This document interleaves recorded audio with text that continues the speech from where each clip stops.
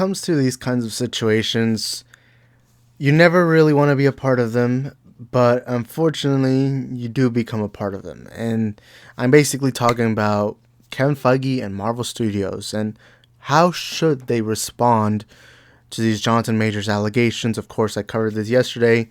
It was being reported that Jonathan Majors committed assault. He allegedly hit a woman.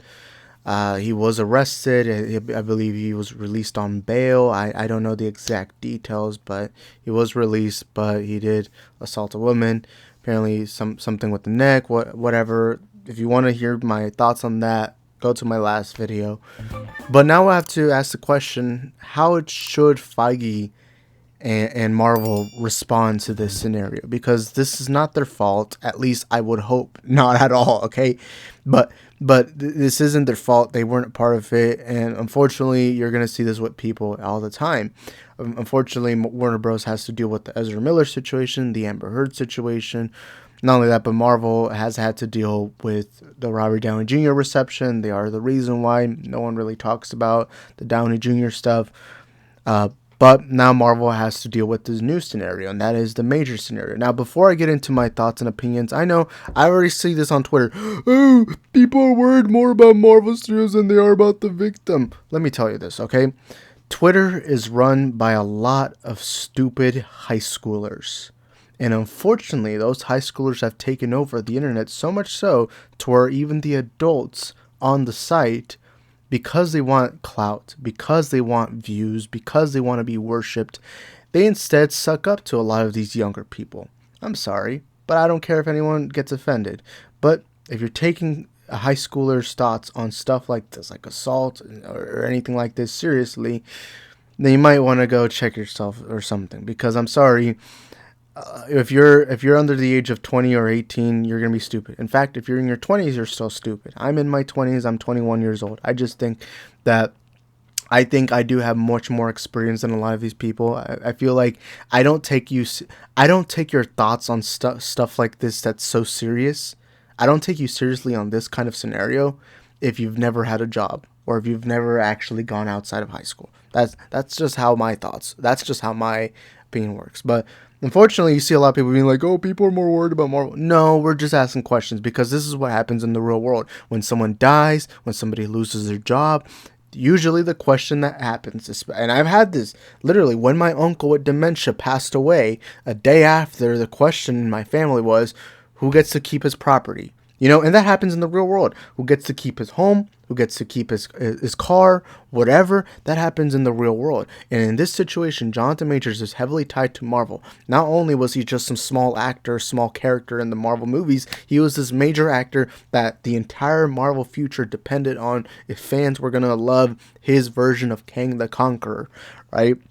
And so that is why we're asking these questions, because this is what happens in the real world, okay?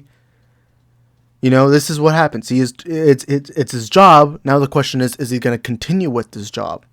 Now, my perspective on that scenario is I would recommend that Marvel and Feige should wait until everything is cleared up. Is he guilty? Is he innocent? We'll have to wait and see and find out. I personally think he is guilty. Seeming as to everything that came out yesterday, I believe that Jonathan Majors is a little bitch. He's not a man. He's a little beta.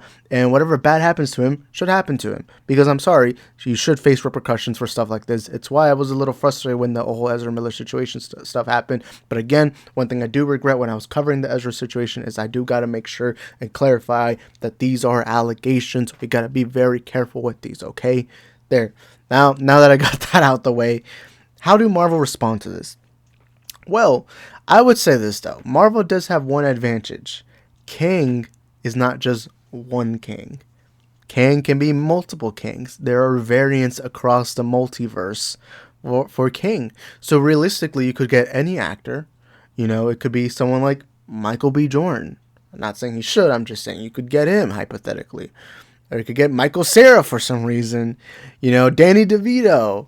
Right? I don't know. You could get any actor and you could just easily in the movies, you can make the excuse variants. Because we've seen already in the MCU multiverse that, you know, variants don't have to look the same. We saw that with the Spider-Man. We saw that with Loki. We see this with some of these characters. Now, I will say with Kang, so far they've shown that all the Kangs look the same, at least similar in some ways.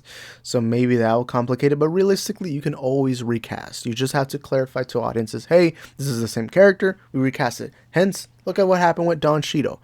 Terrence Howard played Rhodey in the first Iron Man film. Then we got Don Cheadle. Boom, everyone forgot about it, and now Don Cheadle is, of course, known as Rhodey. Same happened with Bruce Banner. We had Edward Norton. Now we had Mark Ruffalo. Same thing happened with Cassie Lang. We had that one girl from Endgame. Now we have this blonde girl in Quantumania. Sorry if I don't know their names. Okay, and we even saw that with General Ross. Now we have Harrison Ford playing General Ross. Who cares? You got to move on. So with Kang, I do think, while it is a little more difficult because Jonathan Majors has a lot of popularity right now. When people came out of Quantumania, they were talking about Majors. They weren't talking about Paul Rudd. They weren't talking about Evangeline Lilly. They were talking about Jonathan Majors as King. And, and the future depended on him. People really loved him. So there is a little bit of more difficulty in that scenario than the other characters I just listed off. But still, I don't think an actor is bigger than any role. I don't care if it's Tobey Maguire, Robert Downey Jr. No actor is bigger than a role. I think you should recast. Because at the end of the day, or at least recast, like I said earlier, recast once the whole scenario plays out. Once you know everything.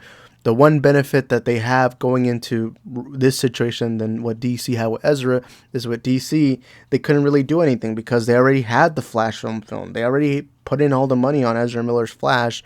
And so with Majors right now, at least I would think, so far right now, Majors isn't doing anything with Marvel at this very moment. Yeah, they had plans with him for Avengers Kang Dynasty, maybe a movie there that we don't know so far, but they do have that one advantage. Another advantage they have is Quantumania. While